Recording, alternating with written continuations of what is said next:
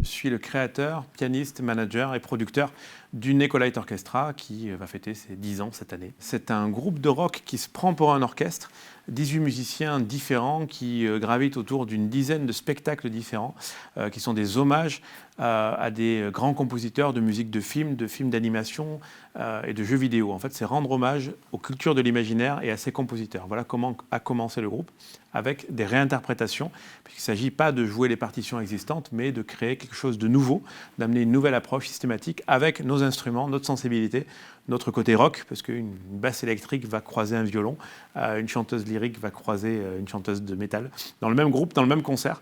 Et c'est un peu la particularité de cet orchestre, depuis 2011, quoi. Le groupe s'est formé sur un accident.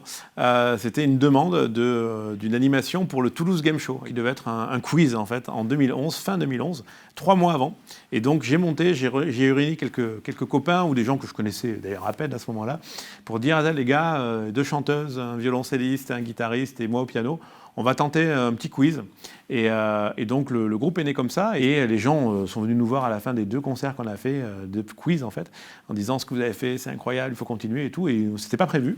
Et du coup, on a continué, on a commencé à travailler. Il y a eu quelques concerts les années d'après pour structurer ça. Bon, maintenant, depuis, on est loin avec 300 concerts et beaucoup de choses qui se sont passées. Mais vraiment, les débuts, c'est vraiment un accident. C'est une demande pour une animation. Et finalement, ça crée un groupe. Voilà. La plupart des membres du groupe sont toulousains. Il y a 18 musiciens, depuis quand même 3-4 ans maintenant, on a un peu stabilisé ça. 18 musiciens différents, dont la plupart sont devenus intermittents grâce à ce groupe aussi. Il y a une chanteuse lead, mais il y a aussi un quatuor de cordes plus flûte, un quatuor de cuivre et plus saxophone. Il y a 2 batteurs dans le groupe, il y a 2 bassistes. Et il y a, avec des sensibilités différentes, des percussionnistes, guitaristes évidemment, harpistes, moi au piano. Et c'est surtout une bande de potes. C'est-à-dire que le côté groupe de rock, on le reconnaît là. Quand on part en tournée, on part vraiment avec les copains. Et la force aussi, je pense, musicalement, c'est le brassage musical. Il y en a qui viennent de l'école classique, il y en a qui sont de l'école du rock. En fait, à la base, moi qui ai monté ça, j'ai toujours voulu faire de la musique de film. Je faisais des petites mélodies en piano dans mon coin il y a 20 ans, en disant un jour, j'espère que ce sera de la musique de film. J'étais marqué par quelques grandes musiques, où vraiment je me suis dit, ça c'est le rêve, ce que j'aimerais faire.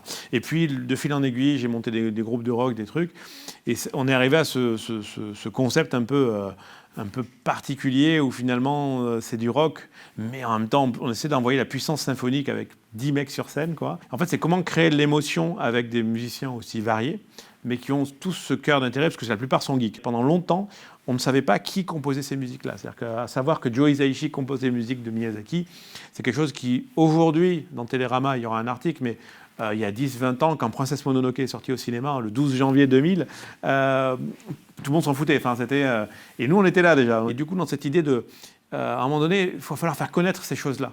On ne sait pas qui compose. Alors, tout le monde connaissait John Williams déjà, mais il y a plein d'autres compositeurs de musique de film américains pas connus. Et alors, les musiques de jeux vidéo, pareil, on a tous en tête le thème de Zelda, mais le nom de Koji Kondo était beaucoup moins connu. C'est le même qu'a fait Mario, d'ailleurs, en termes de musique. Ce type est un génie, rien que pour avoir fait ces 2 thèmes-là, quoi. Enfin, jeux vidéo de l'époque, Mega Drive, puis jusqu'à la PlayStation 1, la musique est indissociable, en fait. C'est-à-dire qu'il y avait des thèmes très forts musicaux. Et donc, comment rendre hommage à ça? Un jour, on a créé ce concert hommage à Miyazaki. On est allé le proposer au Gaumont à Toulouse, et ils nous ont dit oui, on va essayer de faire un truc. Ça a marché. On a pu faire l'avant-première du film de Miyazaki, le dernier en date, Le vent se lève, avec un concert. Et puis depuis, ça nous a donné l'idée de faire d'autres grands événements autour des musiques de films ou d'un compositeur en particulier. Parce que le groupe, au début, ne jouait que dans des conventions, donc à faire un peu un petit patchwork de tout, quoi.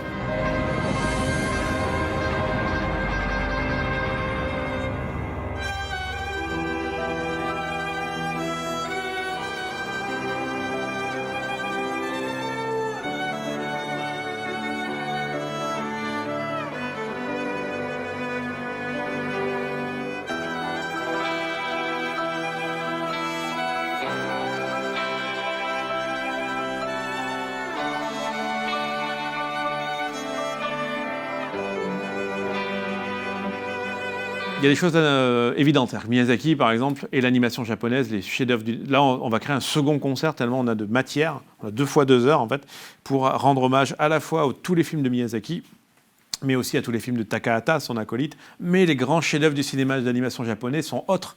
On peut parler évidemment de Ghost in the Shell, dont la musique on la joue en live. Je crois les seuls au monde à reprendre ça en live. Enfin, c'est très rare, quoi. Tombeau des Lucioles, c'est sûr. Et même les Japonais ne font pas de concert. Donc c'est une émotion et une pression particulière quand on joue les notes du Tombeau des Lucioles. Parce que ce qu'il faut savoir, c'est que sur scène, il n'y a pas de partition, il n'y a pas de paroles. Ça chante en japonais, en elfique, en anglais, sans avoir les textes en dessous. Et pareil pour les partitions, ce sont des mois et des mois de boulot pour créer un concert et après essayer de le rejouer et le vivre sur scène. Mais Akira, Your Name, il y a des chefs-d'œuvre du cinéma d'animation japonais, donc ça peut faire 2 concerts différents. Paprika, il y a de grands trucs à faire. On est en train de travailler là-dessus sur un second concert. Harry Potter, c'était du coup l'évidence d'après. Doctor Who, c'était l'évidence. C'est pas moi qui ai eu l'idée de celui-là, c'est une musicienne. Tarantino, pareil, c'est un truc qu'on voulait faire absolument, donc on l'a fait.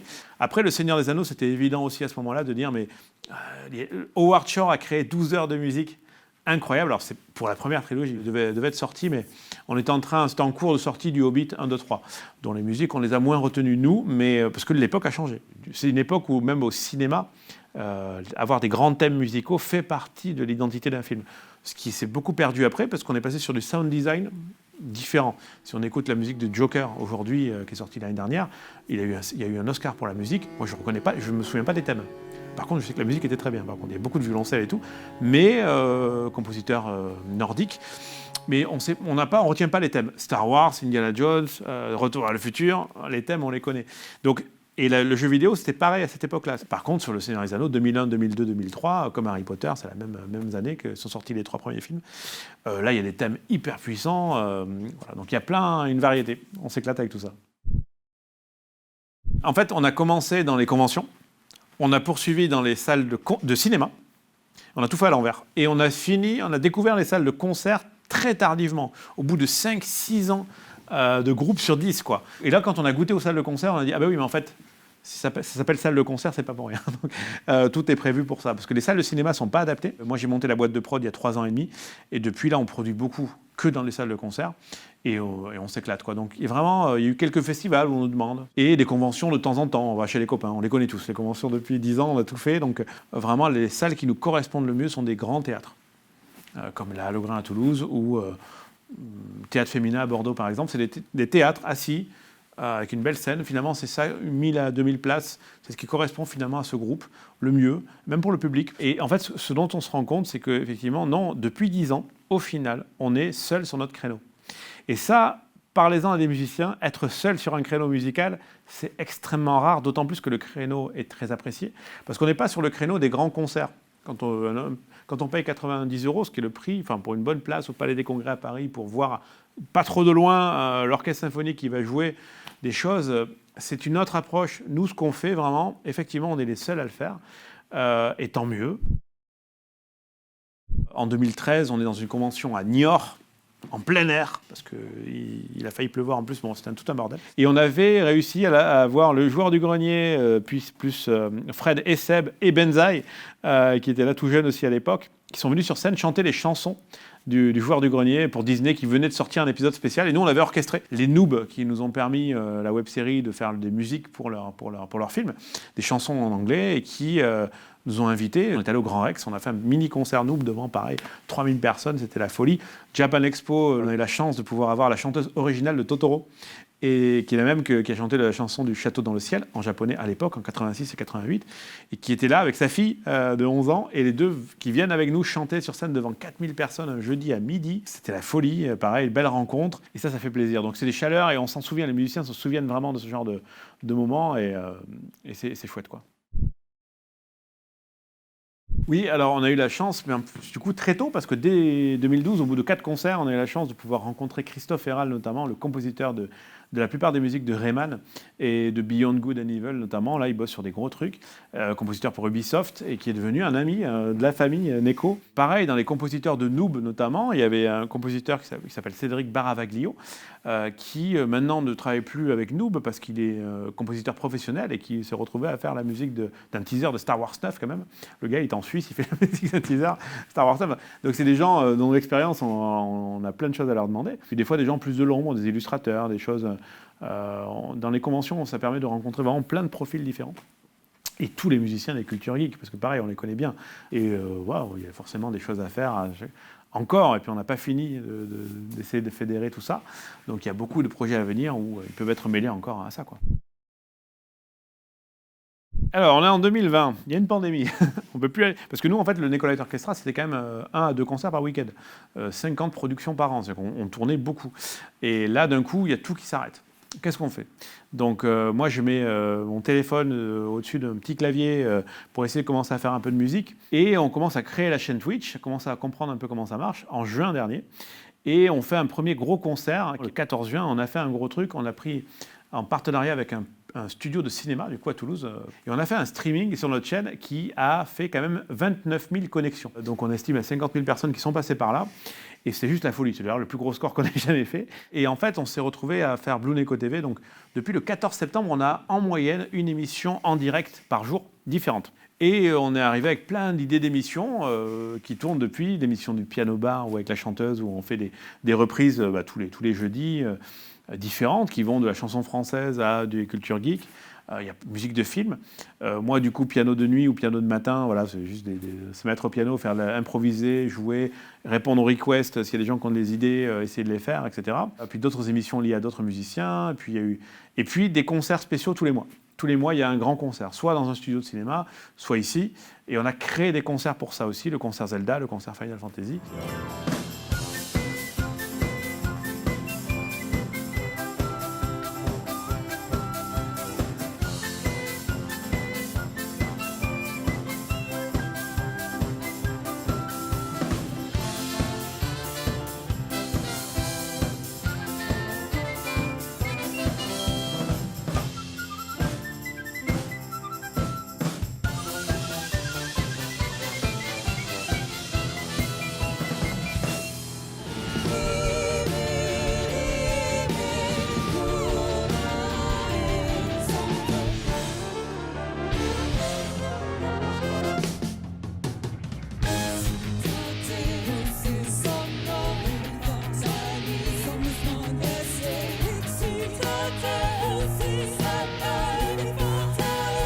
Très peu de chaînes musicales. Et hier, j'ai posé la question.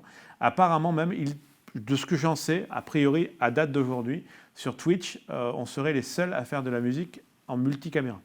Pas juste, parce que des fois, il y en a qui font voilà, un plan sur la main, un truc coupé, mais avoir une réalisation. On met du travelling des fois le mardi soir ici. Enfin, on essaie de pousser le truc. On a vraiment essayé de creuser à fond cette histoire de streaming, de créer de l'émotion nouvelle. Et puis ça marche en plus, il y a du monde qui regarde, c'est cool. Donc il y a moyen de développer ça et vraiment pour garder un lien. Donc on ne va pas lâcher comme ça, on se régale vraiment à faire ça. Et on n'aurait jamais imaginé ça avant la pandémie. Donc c'est aussi une des belles choses, entre guillemets, de dire au cœur de ce malheur, ce drame-là, de fou, voilà, à un moment donné, essayer de se renouveler, de voir ce qu'on peut faire avec les instruments qu'on a. Et nous, ça a donné Blue Neko TV. Voilà, on continue. L'ADN du groupe, ce groupe a été créé pour devenir un collectif qui doit faire de la musique de film, de jeux vidéo et de films d'animation. C'est-à-dire qu'on rend des hommages pour à la fin en créer nous-mêmes, voilà, pour telle production, tel truc. Donc on travaille dessus. Et pour ça, on a créé un concept qui s'appelle les uchronies musicales, où en fait c'est des albums qui ont été financés, financement participatif, où on s'est engagé à composer des choses inédites sur des univers existants. C'est un peu le pont entre les hommages et la création pure. Et là, on est en train d'enregistrer le second album, qui est avec 3 ans de retard sur le crowdfunding. Enfin, on attendait d'avoir le studio, d'avoir tout, et là, on est en plein enregistrement. Et nous, on compose des choses nouvelles. Par exemple, sur l'album numéro 2, il y a l'univers de Silent Hill, l'univers de Miyazaki, l'univers de Kaamelott. On va faire de la musique là-dessus. L'univers de Game of Thrones, etc. Samouraï Champloo. Enfin, il y a des choses très diverses. L'idée, c'est de petit à petit, tout ça va nous servir de CV aussi pour pouvoir prétendre faire dire on a un collectif, on a notre marque de fabrique qui est l'acoustique et notre propre studio. Et après, on a aussi des concepts, mais là, top secret, pas en parler. Les gros projets qui arrivent, c'est aussi finalement les festivals. Parce que ce festival, pareil, à la base, j'ai créé Rock My Geek. Et dans le Rock My Geek, il y avait 3 soirs. Un soir très geek, et il y avait une soirée médiévale fantastique. Elle a tellement cartonné, c'était janvier 2016, que du coup c'est devenu un festival à part entière qui s'appelle Échos et Merveilles, où il n'y avait que de la musique à la base, culture celtique, pagan, folk, et finalement avec un parc autour, 5 hectares et 30 000 personnes à la dernière édition. Donc On a fait grossir le truc, ça cartonne, ça marche, et j'ai professionnalisé tout ça. Et au final, là, on a 2 festivals. Donc ça devient un peu les gros événements de l'année. C'est les 2 festivals qui attendent chacun 30 à 40 000 personnes, toujours en rapport avec la fantaisie et les cultures de l'imaginaire. S'il y a un message à faire passer, c'est justement, profitons de cette parenthèse particulière, notamment pour le monde de la culture, pour essayer au maximum, avec nos instruments, avec ce qu'on peut faire, de se réinventer et d'essayer d'imaginer un peu comment le monde d'après peut intégrer des nouvelles façons d'aborder un public, des nouvelles façons même si, encore une fois, je répète, le spectacle vivant n'est vivant que parce qu'il y a un public devant soi. Et que sans ça, même économiquement, une boîte comme la nôtre ne tiendra pas clairement longtemps. Mais c'est sûr qu'il faut en profiter pour essayer d'imaginer d'autres façons de faire. Les mondes de l'imaginaire ont été trop souvent sous-estimés. Et au final, ça peut forger une citoyenneté, ça peut forger une opinion, ça peut créer de se réfugier dans ces mondes-là. Il y a une littérature de fantaisie qui est florissante et qui est sous-estimée, surtout en France. Il y a plein de choses à lire, il y a plein de choses à découvrir, il y a des compositeurs de musique. Évidemment, il faut écouter la musique, il faut écouter la musique de film. Il faut en faire si on veut, il faut créer, toujours créer. Parce qu'il ne faut pas imaginer que tout a été fait. Non, il y a toujours des choses à inventer avec son époque, avec ses outils. Mais en tout cas, moi je suis très content qu'au bout d'un an de pandémie, on en soit aujourd'hui là avec ce public, cette chaîne de télé, ce Discord, ces concerts qu'on crée tous les mois, malgré tout. Et ça nous a permis finalement de nous renouveler sur pas mal de choses. Donc il faut rester ouvert. Voilà.